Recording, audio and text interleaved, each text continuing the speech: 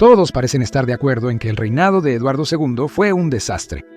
Su padre, el rey Eduardo I, era una potencia y todo lo que un rey medieval necesitaba ser. Se decía que era inteligente, despiadado, intimidante, y más tarde fue descrito como uno de los grandes gobernantes de su tiempo. Su hijo, sin embargo, era lo contrario, conocido por pasar su tiempo ocioso citando gente sencilla, en lugar de escuchar misa o ganar batallas. También se decía que era propenso a estallidos violentos y tenía una alarmante obsesión con los favoritos. Retrocedamos al siglo XIV e intentemos descubrir quién era Eduardo II, qué llevó a su notable caída y si realmente fue asesinado en el castillo de Berkeley en 1327, cuando se insertó un hierro candente en su ano. El rey de la montaña, Eduardo II, nació en Carnarvon en abril de 1284, cuando su padre estaba sellando su conquista de Gales. Fue el 14º hijo de la reina española Leonor de Castilla y el rey. Nunca estaba destinado a ser monarca, pero el destino fue cruel con sus padres, perdiendo más de la mitad de sus hijos por enfermedades medievales antes de los 12 años. Con 3 hermanos mayores fallecidos, Edward se convirtió en heredero al trono con solo meses de edad. Puede que se pareciera a su padre en apariencia y constitución, siendo alto, guapo y fuerte, pero sus personalidades eran completamente diferentes. Sus pasatiempos eran inusuales, rechazando actividades típicas de los príncipes como la caza, la justa y la cetrería, optando por ocupaciones más rústicas y groseras. Según el gran cronista inglés y monje benedictino Ranulph Higdon, cita: "Este Eduardo II era un hombre guapo de gran fuerza, pero poco convencional en su comportamiento. Prefería la compañía de bufones, cantantes, actores, carreteros, excavadores, remeros, marineros y otros mecánicos en lugar de la nobleza. Bebía demasiado, traicionaba confidencias con demasiada facilidad, golpeaba sin provocación a quienes estaban a su alrededor y seguía el consejo de otros en lugar del suyo propio. Era extravagante y espléndido en su estilo de vida, voluble, inconsistente, desafortunado contra sus oponentes y trataba a los miembros de la casa de manera salvaje. Coqueteando con el desastre, el mayor defecto del joven Edward era su obsesión con sus amigos. Incluso en su coronación, con su esposa Isabella a su lado, a su amigo de la infancia Piers Gaveston se le dio el protagonismo. El rey solo prestaba atención a Gaveston, incluso le mostraba las joyas y obsequios nupciales de Isabella. ¿Fue una relación homosexual en la forma en que entendemos la homosexualidad hoy en día? Bueno, eso no está claro. No hay fuentes contemporáneas que afirmen explícitamente que lo era, aunque un escritor declaró que para Edward era, cito, el amor que supera el amor de una mujer.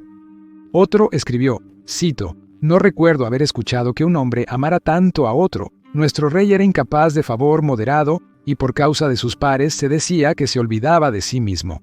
Higdon notó que Edward se volvió, cito, apasionadamente apegado a una persona por encima de todas, a quien apreciaba, exaltaba, honraba y colmaba de regalos. El resultado de tal obsesión era que tanto el amante como el amado eran odiados, el pueblo escandalizado y el reino llevado a la ruina. Podría ser que Edward fuera bisexual. Tuvo 4 hijos con su esposa Isabella y al menos un hijo ilegítimo. Gaveston también estaba casado y tenía hijos. Podría haber sido, como afirmó el autor anónimo de Vita Edward Secundi, La vida de Eduardo II, que la pareja tenía un pacto de hermandad y un vínculo inquebrantable. Estos pactos eran comunes en la Edad Media, sobre todo entre soldados. Lo que estaba claro era que Eduardo y Piers estaban haciendo todo lo posible para ofender a la nobleza inglesa, una nobleza que estaba decidida a reformar y creía que cualquier pérdida que sufriera el reino era debido a la relación inapropiada entre el rey y Gaveston. También sintieron que esta era una gran oportunidad para ejercer su autoridad sobre el joven rey, así que le dieron a Eduardo un ultimátum: o se deshace de Gaveston o enfrenta una guerra civil. Entonces Gaveston fue enviado a Irlanda para gobernar y representar al rey. Pero Eduardo, descontento, utilizó sobornos y amenazas contra sus nobles, quienes cedieron y permitieron el regreso de Gaveston a Inglaterra. En casa, la pareja siguió tratándolos con desdén. Eduardo persistió en agotar el tesoro con su guerra contra los escoceses, y Gaveston continuó provocándolos, incluso dándoles apodos como el perro negro de Arden, José el judío y Barriga Rota. Rey del dolor. Para 1310, las cosas empezaban a llegar a un punto crítico, cuando casi todos los condes y barones de Inglaterra se levantaron contra Gaveston y obligaron a Eduardo a enviarlo lejos. Eduardo permaneció pero renunció a su soberanía como rey. No podía hacer la guerra, dejar el reino o dar regalos sin la aprobación del parlamento. Gaveston fue nombrado un mal consejero para el rey y un enemigo evidente para el pueblo, y fue exiliado de todos los dominios ingleses. Negándose a renunciar a su favorito, la pareja huyó hacia el norte. Edward abandonó a su esposa embarazada Isabela en el proceso. El conde de Warwick, a quien Gaveston había ridiculizado como el Black Dog, capturó y tomó prisionero al favorito. Piers Gaveston, conde de Cornwall, fue condenado como traidor en junio de 1312, atravesado con una espada y decapitado. Enfurecido, devastado y humillado, Edward intentó recuperar su posición utilizando la muerte de Gaveston como táctica de negociación para el apoyo de los barones a una nueva campaña en Escocia. Fue en Bannockburn, cerca de la ciudad de Stirling, en junio de 1314 que el rey Edward II sufrió una derrota aplastante. Dejando a sus tropas para ser masacradas, Edward huyó del campo de batalla al castillo de Dunbar, antes de navegar de regreso a Inglaterra. Según la Vita, fue un día de ruina y deshonra, malvado y maldito. Ahora Edward era visto no solo como un político defectuoso, sino también como un general defectuoso y un cobarde. Rey del pensamiento ilusorio. Aún monarca, pero sin haber aprendido nada, Edward adquirió un nuevo favorito llamado Hugh de Spencer, y al igual que su predecesor, fue agasajado con regalos y tierras. El padre del querido amigo de Edward era Hugh de Spencer el Mayor, uno de los más firmes partidarios de Edward, y fue el extraordinario ascenso al poder e influencia sobre el rey del padre y el hijo lo que resultó ser su caída. Observando al rey tambalearse de una crisis a otra, estaba su esposa Isabela. Ella había estado al margen, humillada por el desastre de Gaveston, y ahora se repetía. Sin embargo, esta vez Isabela era la madre del heredero al trono inglés, más sabia y con la paciencia agotada. En 1322, Carlos VI se convirtió en el nuevo rey de Francia. Edward fue convocado para rendir homenaje a Gascuña. Cuando el rey inglés se negó, los gascones proingleses ahorcaron a un sargento real francés y comenzó la invasión francesa de Gascuña. Como Despenser el joven era responsable de la conducta de la política en el ducado, se le culpó por el fiasco. Fue la reina Isabela quien fue enviada a limpiar el desastre en 1325, ya que casualmente era la hermana del rey Carlos IV, y como el rey Edward no rendiría homenaje, su hijo, el príncipe Edward, fue enviado en su lugar. Crisis superada, se esperaba que la esposa y el hijo regresaran a Inglaterra de inmediato, pero Isabela tenía otras ideas. Cito: «Siento que alguien se ha interpuesto entre mi esposo y yo. No regresaré hasta que se retire al intruso», lo declaró públicamente en París al referirse a Spencer el Menor. Luego tomó un amante, Roger Mortimer, conde de March, y juró venganza. La invasión inglesa llegó rápidamente en septiembre de 1326, cuando Isabela y Mortimer desembarcaron en Suffolk de Orwell. La pequeña fuerza encontró poca resistencia. El rey y los dispensadores huyeron.